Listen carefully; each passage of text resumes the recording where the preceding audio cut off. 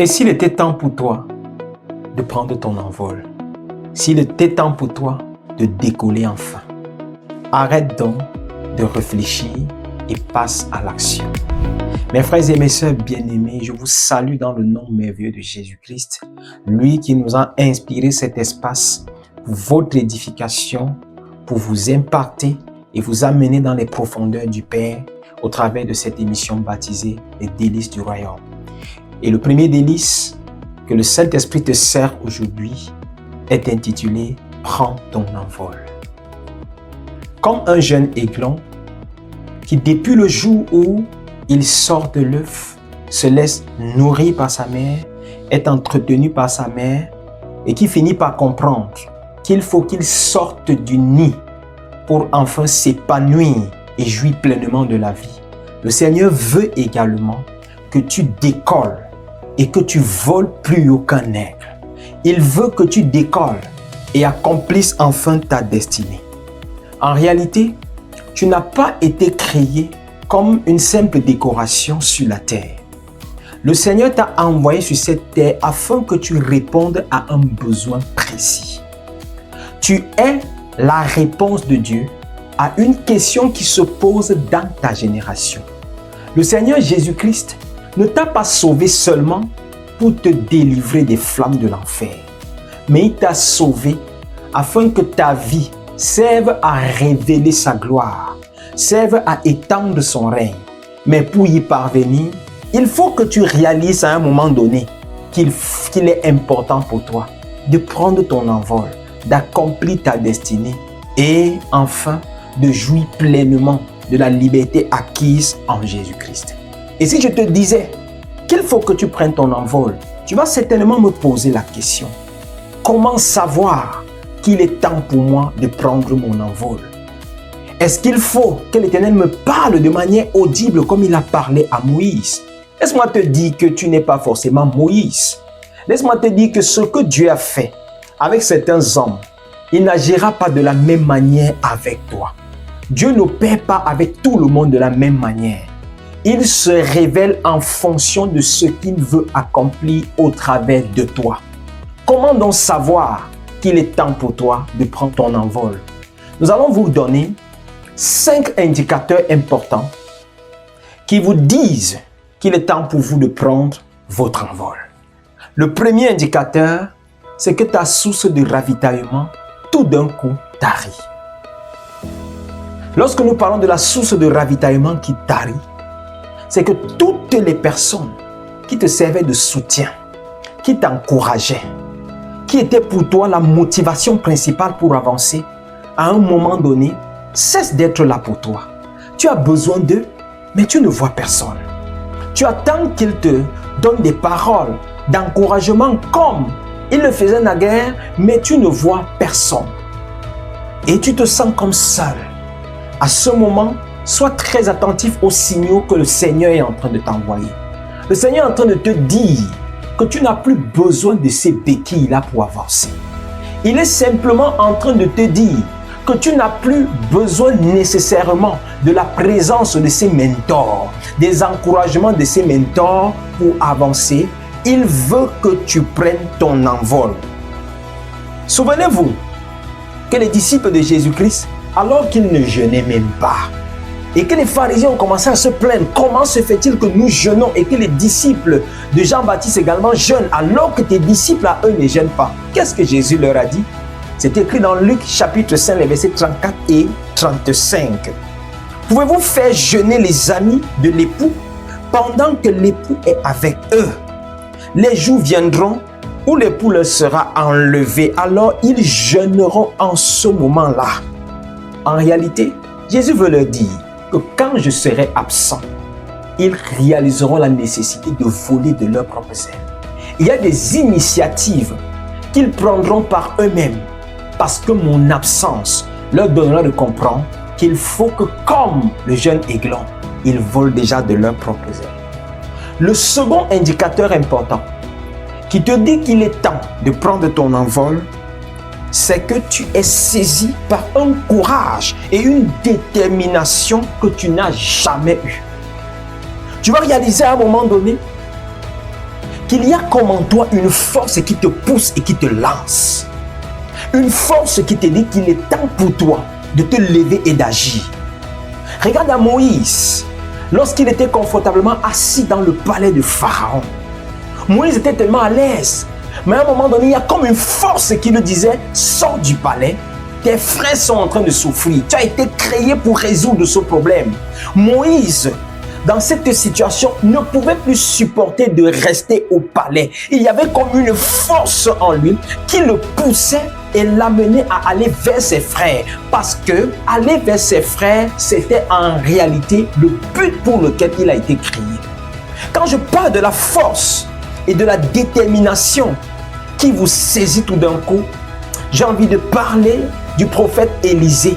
Quand il a réalisé que le temps pour son maître était arrivé de partir et que son heure de décoller enfin était arrivée, l'homme ne quittait plus Élie. Même quand les fils de prophètes lui ont dit « Cesse de suivre ton maître parce qu'il sera bientôt enlevé », Élie est resté. Pourquoi? Parce qu'il y avait en lui une force qui lui disait « Le manteau qui est sur ton maître sera bientôt tien ». Et dès lors qu'il sait que le manteau qui est sur son maître sera bientôt à lui, il n'a pas du tout l'envie de quitter la présence de son maître. Il s'attache à son maître. Il se connecte à son maître. Il commence à aiguiser sa curiosité sur les secrets de son maître.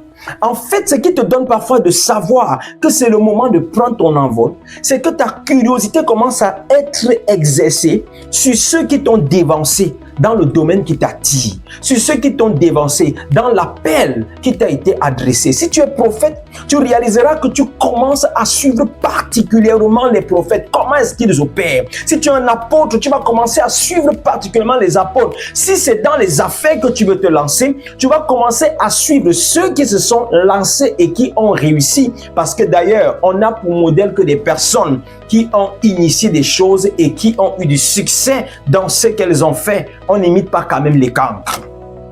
La troisième chose que tu dois comprendre et saisir, c'est qu'il y a dans ta vie, tout d'un coup, des séparations inattendues. Des amis qui te quittent, des connexions fortes qui te lâchent, des personnes avec qui tu te sentais en sécurité, qui tout d'un coup manifestent une sorte de dégoût à être en ta présence. Bien-aimé, ne pense pas que quand ces choses se passent, l'ennemi est forcément à tes trousses.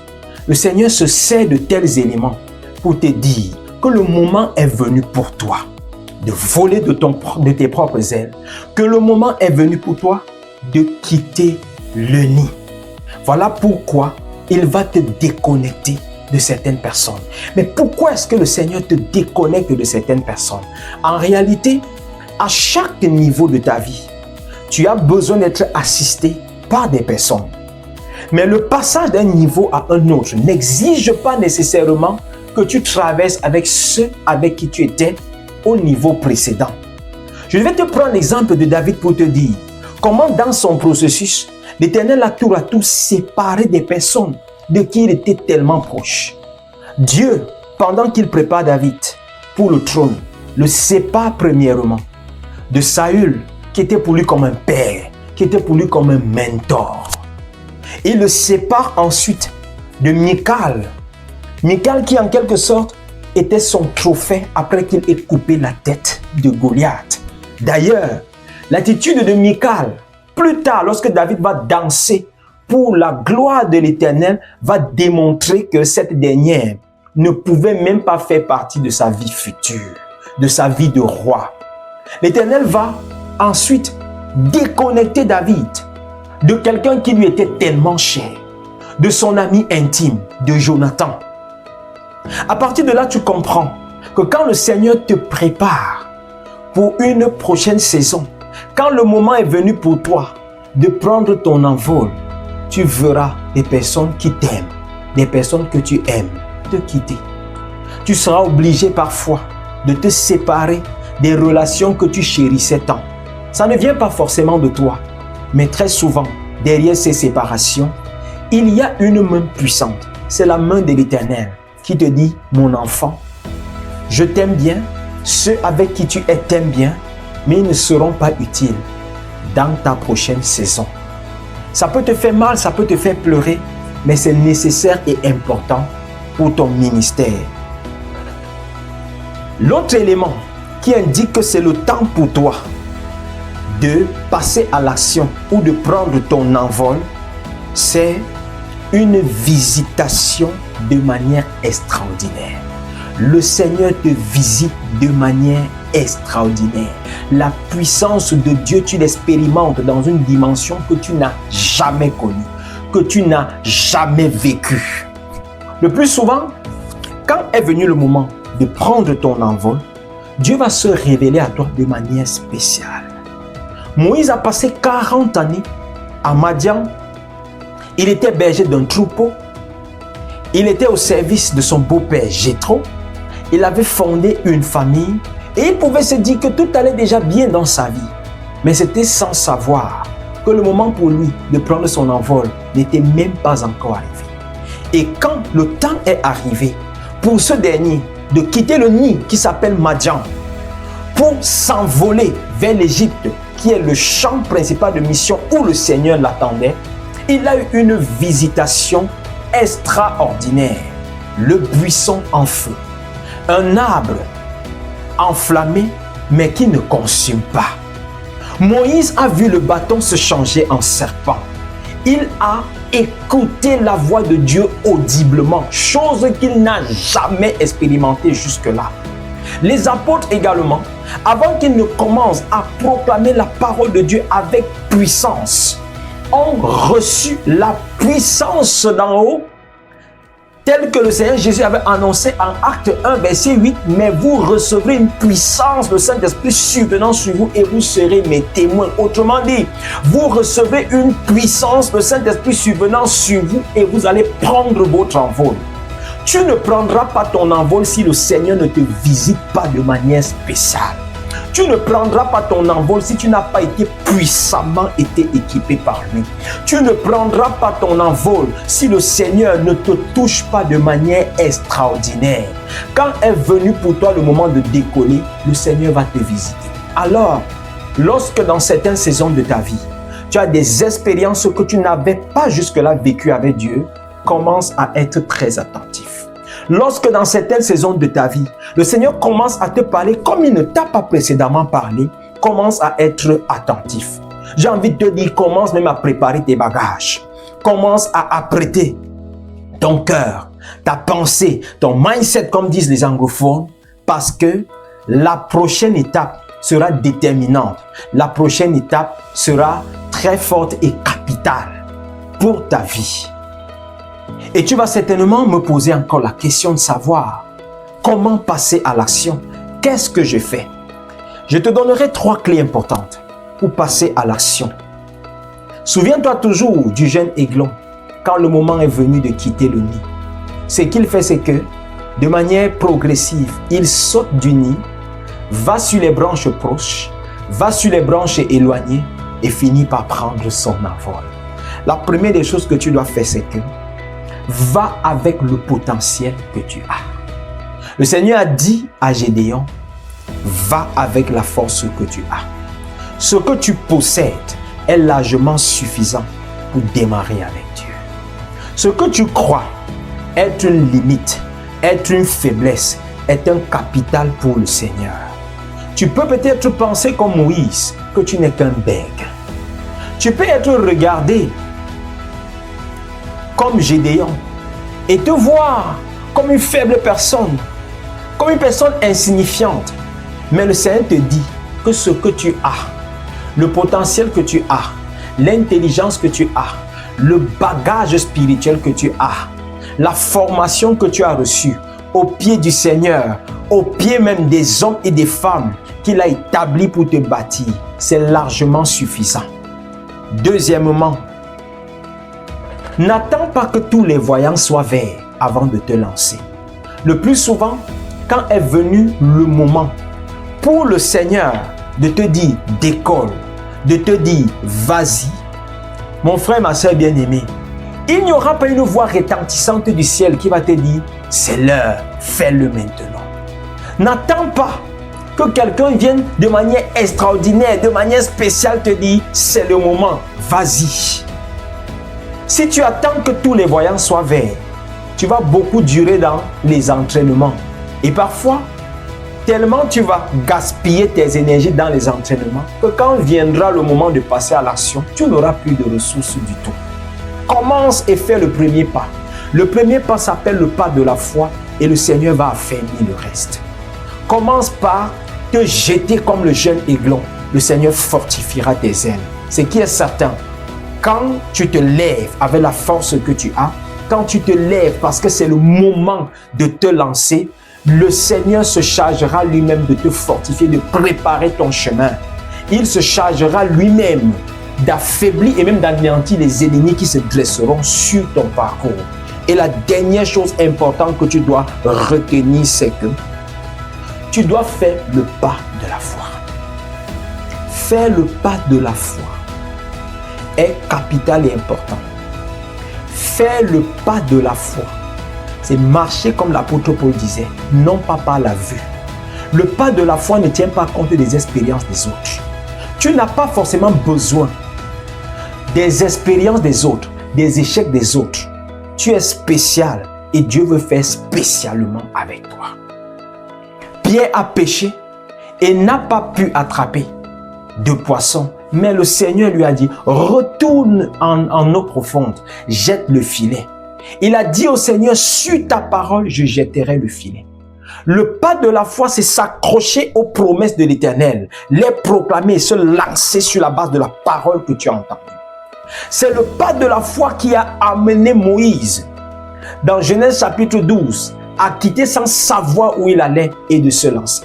C'est le pas de la foi qui a conduit Moïse sur le chemin de la mer Rouge. C'est le pas de la foi qui a fait qu'après l'effusion du Saint-Esprit, Pierre se lève, se tient devant l'assemblée et ouvre simplement la bouche. Si c'est pour le ministère que tu dois prendre ton envol, ouvre la bouche et le Seigneur y déposera sa parole. Si c'est pour un investissement que tu dois prendre ton envol, bien-aimé, démarre avec ce que tu as et le Seigneur se chargera du reste. Si c'est pour un projet d'envergure que tu dois prendre ton envol, je t'encourage à te lancer, à t'accrocher sur la promesse de Dieu. N'oublie pas ce que le prophète Ésaïe dit dans Ésaïe 40 au verset 31. Mais ceux qui se confient en l'Éternel renouvellent leur force. Ils prennent le vol comme des aigles. Ils courent et ne se lassent point. Ils marchent et ne se fatiguent point. Prends ton envol. Ne te fatigue pas. L'Éternel te fortifiera certainement. Je t'encourage à écouter cette parole, à aimer ce que nous partageons avec toi et à partager pour que beaucoup d'âmes soient sauvées. Soyez abondamment bénis au nom souverain de Jésus.